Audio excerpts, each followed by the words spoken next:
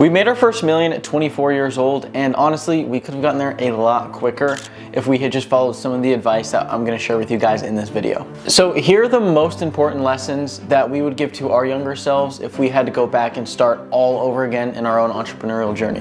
Number one is skills pay the bills. This is something that I wish I could grasp a lot earlier on in the journey, because Sergio and I built all of our skills through trial and error. And what we didn't understand was it would have been a lot better and a lot easier if he went and learned one skill really well, and I went and learned one skill really well. And what I've come to learn now after growing a business to 400K plus per month is there's three main skills you should know how to do. The first one is marketing, the second one is sales, and the third one is hiring. Marketing, because in any business you're gonna go into, you need to generate leads, or you need to generate awareness and eyeballs on your product or your service. Sales, because when that marketing works and you're generating lots of eyeballs and you need to sell product or service, you need to also know how to sell it and take cash from your customer's pocket and put it in your own pocket. And then hiring, because you don't want to be the one stuck doing the selling or the fulfillment or in the day-to-day weeds of your business all the time. So you need to learn how to hire. And if you master those three things, those are by far the three most important ones. If I could go back, I would definitely focus on mastering those three skills, or at least one or two of them, while Sergio was doing the others. Now there's three main ways that you can build skills. And I'm gonna start with the one that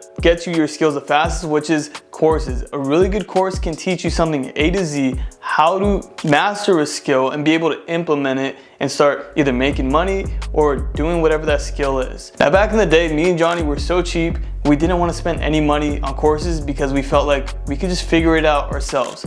And while that's true, it's gonna take you a lot longer to try to figure it out yourself by trial and error. So the first time we really started investing into courses was in 2022. This is the year that we spent over $70,000 on courses. You know, coincidentally, this is also the year that we made our first million in business. The full 2.8 million that we made in revenue isn't 100% attributed to buying these courses, but it's actually a big portion of it. One of the courses that we bought was a sales-based course, and at this point, we had just done sales trial and error. You know, neither of us were professional salespeople before, so we didn't really have any strategies or tactics around that skill. It was just really just like off the bat, how are we gonna sell this person? So this taught us, one, how to sell, and then two, how to hire salespeople and get them to be able to sell your product. This is really what took our business from, you know, doing $40,000 a month to doing six figures, $100,000, $200,000 a month. We also bought a course that was specifically for course-based business, like Home Service Academy, that taught you how to, one, just like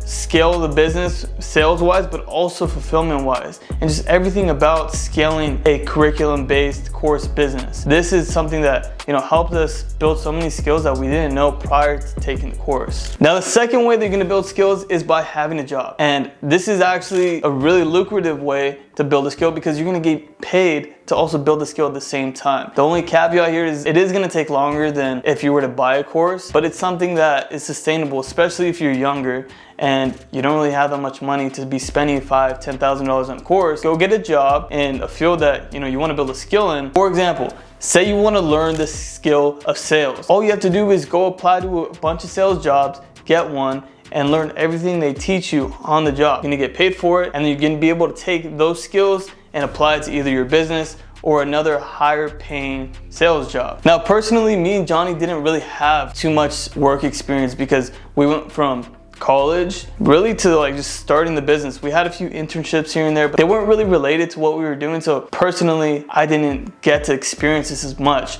but I know a ton of people that did, and it actually benefited them a lot to be able to take what they learned in corporate and apply it into their business. And the last way to build skills here is by just trial and error. Like I said, this is what me and Johnny did. We didn't know anything about cleaning windows, about starting a business, really about anything when we started cleaning windows at the age of 19. This is part of the reason why it took us so long to grow, right? The first year we did $5,000, then it took us a whole nother 3 years to hit our first $100,000 year. I know people in Home Service Academy that are pulling in $20,000 a month within 3 to 4 months. So that's just clear proof to show that, you know, someone that just trial and error is trying to figure it out versus someone that had the course A to Z to teach them everything there is to know about doing that specific thing, how much of a difference that can make. So once I've picked a skill, and I've also picked a way I'm gonna learn that skill, whether that be through buying a course, getting a job in that field, or trial and error, I would then be ready to start that business. So when I'm looking at what business to start, I'm gonna choose the right vehicle, right? You don't wanna pick a difficult business to start. You're not gonna accumulate these skills and then go start some manufacturing business, right? That takes even more skills and it's gonna be a massive pain in the ass. You need something that's low barrier to entry and something that's applicable to the skills that you've accumulated. And so my two personal favorites right now in the space are an online service-based business or a remote cleaning business. Let's talk about an online service-based business. So when I say online service-based business, you can do things like agencies. You can run Facebook ads, you can run LinkedIn ads, or you could do a short form content agency, right? The list goes on. Look up agency niches, you're gonna find a bunch. You could also do a productized service, things like Design Joy, things like Viral Cuts. These are all good examples of productized services. Or my other favorite, which is a remote cleaning business. We talk about it all on this channel. We've started 2 of these companies. It's, in my opinion, one of the best business models to start, especially as a beginner, because you can learn all the skills we talked about before. You learn marketing, you learn sales, you learn hiring. You also learn ops, and you also learn delegation really, really well, because you start the business by hiring cleaners to do the work for you. You're not actually the one doing it. And let's be frank, house cleaning business owners aren't the most sophisticated types of business owners, and the competition is very, very unsophisticated. So you can come in and dominate because there's just no real competition. And once I picked my vehicle and I started my business, I'm then gonna focus on hiring and building a really, really good team to help me scale and grow that business. Because the thing about business is you have to worry about all of the departments. You have to build out your accounting, you have to build out your marketing, you have to build out your sales, your customer success or fulfillment, right? The list goes on. You have to manually build out all these departments. And you're not gonna be good at all those things. You're gonna be good at the skills that you accumulated, like we talked about. So if you're good at sales, let's say, then I would look to hire someone to do all the fulfillment first. A good frame of reference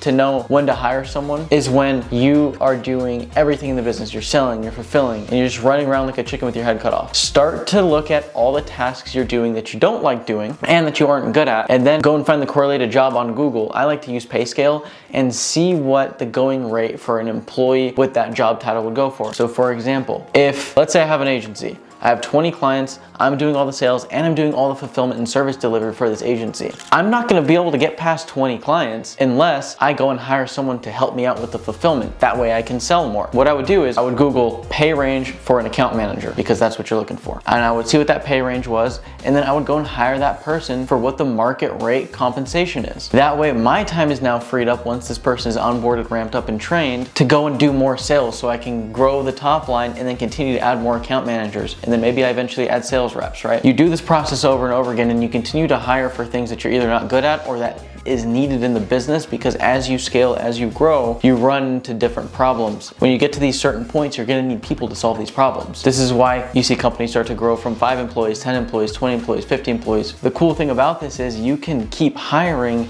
until your only role in the business is to make decisions, and you have everybody else running the departments for you, from the day-to-day tasks to making the actual decisions. That should be the goal when starting a business, because that's how you build something of value. And so when you go through this whole process, your goal should be to at least build it to sell, even if you don't want to sell the business, because you either, one, get the autonomy of getting to take the time off that you want because you have a big team running the operation for you, and your business continues to grow without you. But also, if you do choose to sell, well, now your business is a very, very valuable asset that you can get a massive liquidity event on if you build it the right way. It's how a lot of people get rich in the United States, is by selling their businesses. And so even if you don't want to, it's always good to do it, because then you always have leverage in the business. If you want to sell, you get a big payday, or if you don't, you're still generating healthy cash flows while also growing your business and not really putting so much day-to-day work into it.